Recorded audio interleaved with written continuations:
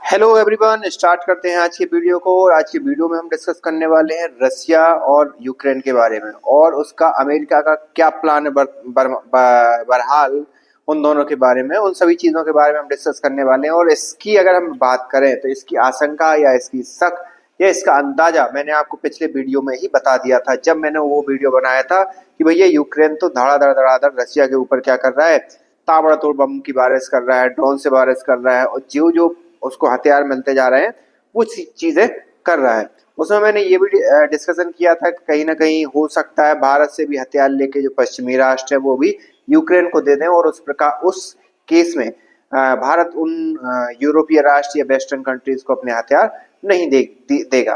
तो अभी हाल ही में हुआ क्या है, ये इंटरनली मुझे लगता है कि भाई साहब बाइडन 2 या 3 महीने में जाने वाले हैं सत्ता से।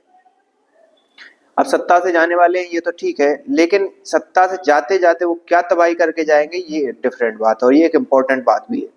अब तबाही मैं क्यों बोल रहा हूँ, अभी तक जो रसिया और यूक्रेन का जो युद्ध हो रहा था वो एक्चुअली युद्ध ऐसे जगह होता है निर्जन, मतलब जहाँ पे लोग नहीं रहते।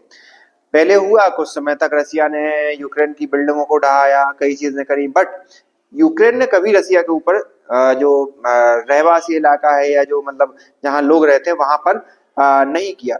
लेकिन लेकिन अभी क्या हुआ है कि जैसे ही बाइडन ट्रंप के सरकार आने की घोषणा हुई तो बाइडन ने इनडायरेक्टली हरी झंडी दे दी या क्या कहा कि भाई साहब यूक्रेन तो बराबर उसके पीछे पड़ गया है रसिया पर वार करने के। और ये करने से कहीं ना कहीं हमें लगता है या मुझे लगता है कि वर्ल्ड वॉर 3 की आशंका हो सकती है, क्योंकि रसिया पर आप इतना प्रेशर डालोगे तो रसिया ने तो वेस्टर्न कंट्री की नहीं सुनी।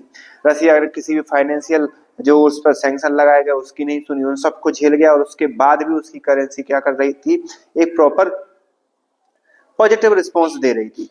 अब इन सब केस के कारण अगर रसिया को फिर से उकसाया गया तो रसिया डेफिनेटली बहुत ताबड़तोड़ अटैक करेगा और बहुत शक्तिशाली अटैक करेगा यूक्रेन के ऊपर और यूक्रेन बचा भी नहीं रह पाएगा। उस केस में दो चीजें हो सकती हैं, हो सकता है बाइडेन एडमिनिस्ट्रेशन ये चाहता हो कि रसिया की छवि खराब कर दें, ये पहला मुद्दा हो सकता है, क्योंकि जब रसिया रिटेलिएट करेगा तो सहानुभूति जो भी अमेरिका के चैनल हैं या जो अमेरिका का प्रिंट मीडिया है या जो भी मीडिया के उसके तंत्र है वो रसिया को विलेन बनाने की कोशिश कर देंगे और इस प्रकार से एक यूएसए को एक एज मिल जाएगी रसिया के अगेंस्ट कुछ काम करने की। या अगर मान लो ट्रंप कहीं ना कहीं फेवर में काम करते हैं रसिया के तो वो भी नहीं कर पाएंगे उस केस में।